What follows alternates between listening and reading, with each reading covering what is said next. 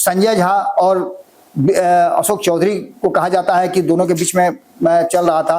Bharatiya Janata party ने अभी जो कमेटी बनाई है, डेलीगेट भेजा है विदेश में ऑपरेशन सिंदूर के बाद, उसके बाद से कई तरह की कहानियां गढ़ी जाने लगी है कि जनता दल यूनाइटेड में उनको संजय झा को मुख्य चेहरा बना दिया जाए, उनके हाथ में कमाना जाए और राष्ट्रीय कार्यकारी अध्यक्ष तक ही पहुंच गए हैं। यह भी बात आपको पता है। नोरमा ग्रुप, जो सोचता है वो करता है। आपके अपने सपनों का आशियाना। जनता दल यूनाइटेड की जब कोर कमेटी की बैठक हुई थी तो नीतीश कुमार ने एक निर्देश दिया था, एक आदेश दिया था, और वो था कि जनता दल यूनाइटेड को नंबर 1 की पार्टी 2025 के चुनाव में बनाना। इसके लिए जिम्मेवारी 2 लोगों को दी गई थी, एक ललन सिंह और दूसरे संजय झा।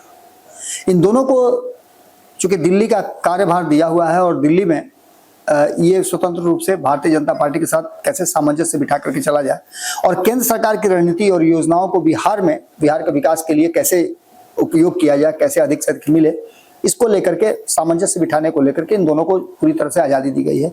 वहीं 2 लोग जो हैं वो बिहार में नीतीश कुमार के इर्द गिर्द रहते हैं, दोनों चौधरी। हालांकि विजेंद्र यादव के साथ साथ और भी कई लोग हैं, लेकिन ज़्यादा महत्वपूर्ण भूमिका में ये 5 ही लोग हैं, जिनमें से 2 लोग दिल्ली और 2 लोग बिहार देख रहे हैं। विजय चौधरी को आपने देखा होगा कि हर छोटी बड़ी बातों पर नीतीश कुमार के पक्ष में खड़ा होकर के और पीसी करने से लेकर के चीज़ों को स्पष्ट करते हैं, पार्टी के नीतियों को भी बताते हैं। लेकिन इस बीच में कई ऐसी बातें हैं जो चर्चा में आ गई हैं और ये चर्चा तब शुरू हुई है जब संजय झा को लेकर के कहा यह जा रहा है कि नीतीश कुमार थोड़ा सा उनसे दूरी बनाना शुरू किया है। हालांकि आपने देखा भी होगा कि नीतीश कुमार के सरकारी कार्यक्रमों में भी उनकी तस्वीरें अक्सर आ जाया करती हैं और वो कोशिश करते हैं कि नीतीश कुमार के नज़दीक दिखें।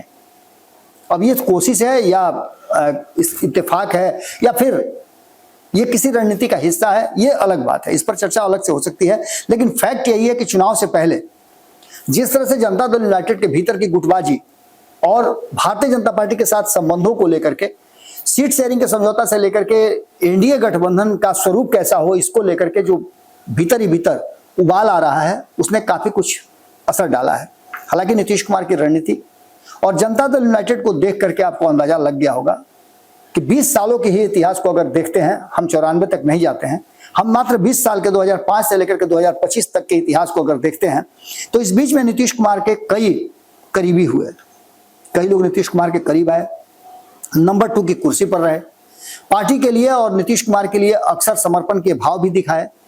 लेकिन आज वो लोग कहाँ हैं? आज जो वर्तमान नीतीश कुमार की 5 पांडवों की टीम है, उस टीम से पहले आपको याद होगा कि कई लोग हुआ करते थे। कभी उपेंद्र कुशवाहा को कहा जाता था कि नीतीश कुमार के सबसे करीबियों में से हैं और उनके उत्तराधिकारी में सबसे ज्यादा मजबूत दावेदारी उनकी है। आज उपेंद्र कुशवाहा कहाँ हैं, ये बात अच्छी तरह से जानते हैं। उपेंद्र कुशवाहा बीच में टुकटुकाए थे। आपको याद होगा कि 2014 से पहले वो नीतीश कुमार को छोड़ करके गए थे, इसलिए कि नीतीश कुमार एनडीए गठबंधन से बाहर हो गए थे और उपेंद्र कुशवाहा को यह सबरास नहीं आया था। आपको याद होगा कि 2014 में अपनी पार्टी बना करके उन्होंने एनडीए गठबंधन से चुनाव लड़ा था जब नीतीश कुमार बाहर हो गए थे। उसके बाद जब उपेंद्र कुशवाहा 2014 में चुनाव लड़े, 3 सीटें जीत करके भी आए, 3 ही सीट उनको मिली भी थी एनडीए गठबंधन में। उसके बाद से उपेंद्र कुशवाहा बहुत तेजी से, स्पीड से आगे बढ़ रहे थे, उनको मंत्रिमंडल में मौका भी मिला और इस बीच में 2014 के बाद 2015 में भी चुनाव लड़े, नीतीश कुमार के विरुद्ध भी चुनाव लड़े।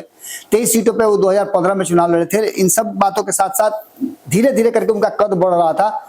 नीतीश कुमार जब 2017 में फिर वापस किए, उसके बाद से उनकी स्थिति फिर से, जब नीतीश कुमार सामने आ जाएंगे तो इन लोगों का कोई वैल्यू उतना ज्यादा नहीं रह जाता है और ये सेकंड नंबर पे हो जाते हैं। क्योंकि भारतीय जनता पार्टी की रणनीति रही है कि नीतीश कुमार को उकसाने के लिए या नीतीश कुमार के बराबर समकक्ष, नीतीश कुमार के सब्स्टिट्यूट के रूप में इन लोगों को प्रयोग करती रही है।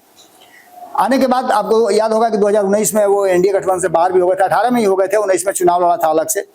फिर उसके बाद आपको याद होगा कि और थोड़ा कद घटाने के लिए नीतीश कुमार अपने साथ लेकर के आए। करीब मुझे लगता है कि 1 साल से 1.5 साल तक वो रहे। 2021 में आए थे और 2022 तक वो रहे।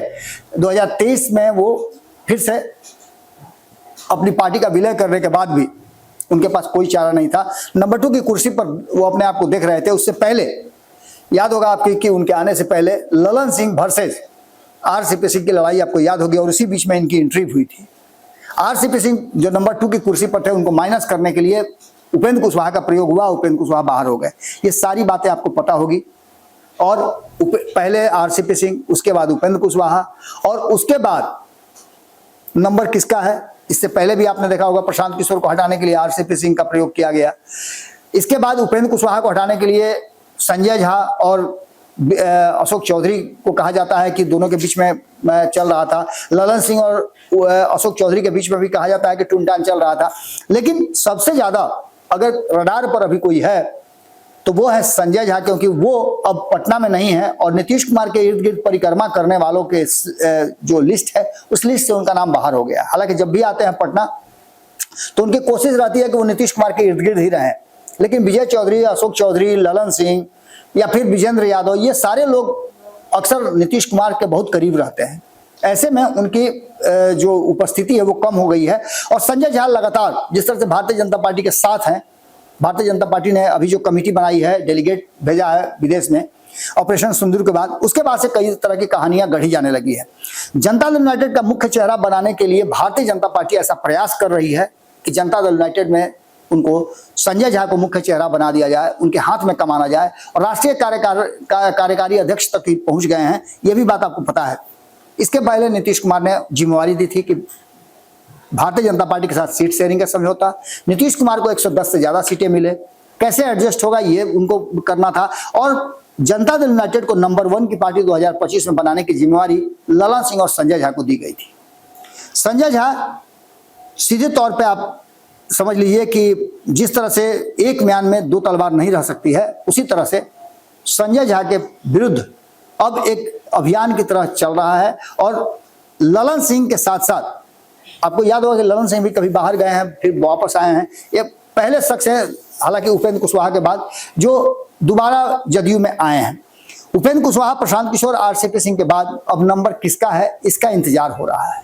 और इस नंबर में विजय चौधरी, खास करके अशोक चौधरी की बात करें, ललन सिंह की बात करें, या फिर अगर आप संजय झा की बात करते हैं, विजेंद्र यादव की बात करते हैं, तो इनमें सबसे ज्यादा जो है संजय झा पर मजबूत पकड़ बनती नजर आ रही है, उनको बाहर करने की तैयारी की बात अगर कहें तो। इसके साथ साथ आपको बताएं कि जो नया डेलीगेट बनाया गया है केंद्र सरकार के द्वारा ऑपरेशन सिंदूर के बाद, जो अलग अलग देशों में जाएंगे, हम उस पर आपको डिस्कस कर लेते हैं। उसके बाद बताते हैं कि आखिरकार संजय झा के भारतीय टीम को लेकर के जाने और उसके अगुवा बनने के बाद विभिन्न तरह की जो चर्चाएं हो गई हैं विदेश उनके जाने के बाद, उन चर्चाओं में क्या कुछ निकल के सामने आ रहा है, और जनता दल यूनाइटेड के भीतर क्यों इस बात की चर्चा हो रही है, क्यों राजनीतिक गलियारे में इस बात की चर्चा हो रही है कि जनता दल यूनाइटेड का एक विकेट और डाउन होने वाला है। हम आपको बताते हैं कि इसको विस्तार से कि ये जो कमेटी बनाई गई है, 17 सांसदों को लेकर के 7 कमेटियां बनाई गई है, जिसमें 8 पूर्व राजनयिक भी जाएंगे। जिनमें पहली कमेटी जो बनाई गई है उसमें सऊदी अरब, कुवैत, बहरीन और अल्जीरिया, ये 4 देश हैं जिसका दौरा करेगी। और इसमें वैजयंत पांडा जो हैं उनको लीडर बनाया गया इस कमेटी का। इस पहली कमेटी का जो विदेश दौरे पर जाएगी, 59 प्रतिनिधि रखेंगे भारत का पक्ष। और ऑपरेशन सिंदूर के बाद जो परिस्थिति पैदा हुई है और जिस तरह से पाकिस्तान आतंकवाद को प्रश्रय दे रहा है, उसी बात को लेकर के लोग करेंगे। इसमें वैजयंत पांडा के लीडरशिप में निशिकांत दुबे हैं, फगनलाल केन्यान हैं, रेखा शर्मा हैं, असदुद्दीन ओवैसी हैं, सतनाम सिंह संधू हैं, गुलाम नबी आजाद हैं, हर्ष सिंघल हैं। ये सभी लोग एक टीम का हिस्सा बन करके गए हैं और इनमें सऊदी अरब, कुवैत, बहरीन और अल्जीरिया का ये दौरा करेंगे। दूसरा ग्रुप है जिसमें रविशंकर प्रसाद हैं जो लीडर हैं, उनके अगुवाई में भाजपा के सांसद हैं दग्गुबाती पुंडेश्वरी, जिनकी खूब चर्चा हो रही है कि वो राष्ट्रीय अध्यक्ष बनेंगी, वो भी भाजपा सांसद हैं। इसके बाद प्रियंका चतुर्वेदी हैं, शिवसेना से हैं, गुलाम अली खटाना जो हैं मनोनीत हैं, डॉक्टर अमर सिंह हैं कांग्रेस से हैं, समीक भट्टाचार्य भाजपा से हैं, एमजे अकबर मनोनीत हैं और पंकज सारन जो हैं राजदूत हैं। ये लोग दूसरी टीम में शामिल। तीसरी टीम जो है उसको संजय झा लीडर करते हैं और यहीं आकर के सारी बातें इसको हम सबसे लास्ट में बताएंगे। इसके साथ आप बताएं कि एकनाथ शिंदे के लीडरशिप में एक टीम जो विदेश गई है उसमें बांसुरी स्वराजा है, इटी मोहम्मद बशीर हैं, अतुल गर्ग हैं, डॉक्टर संबित पात्रा हैं, मनन कुमार मिश्रा हैं जो बिहार से माफ कीजिएगा राज्यसभा भेजे गए हैं। इसके साथ साथ एमएस अहलुवालिया हैं, सुजन चिनॉय हैं। जो 5वीं टीम है उसमें शशि थरूर लीड करेंगे, जिसको लेकर के काफी विवाद भी हुआ था कांग्रेस के सांसद हैं, शांभवी इसमें गई हैं, शांभवी चौधरी जो एलजेपी से हैं, सरफराज अहमद हैं, जीएम हरीश बाल योगी हैं, शशांक मणि त्रिपाठी हैं, भुवनेश्वर कलील हैं, और ये यूएसए गई है, पनामा गई है, गुयाना जाएगी, ब्राजील जाएगी और कोलंबिया। मिलिंद मुरली देवड़ा जो हैं शिवसेना से हैं वो गए हैं, तरनजीत सिंह संधू राजदूत हैं वो जा रहे हैं, और तेजस्वी सूर्या भाजपा के सांसद हैं उनको भी इस टीम का शामिल किया जा गया है। छठी टीम जो है जो स्पेन जाएगी, ग्रीस जाएगी, स्लोवेनिया जाएगी और लतविया रूस के दौरा करेगी। कनीम ओची इसमें गई हैं जो डीएमके की सांसद हैं, राजीव राय हैं समाजवादी पार्टी के सांसद हैं, मियां अल्ताफ अहमद हैं एनसी के हैं, इसके बाद कैप्टन ब्रजेश चौटा हैं, प्रेम चंद गुप्ता हैं, डॉक्टर अशोक कुमार मित्तल हैं, मंजीव एस पुरी हैं, जावेद अशरफ हैं।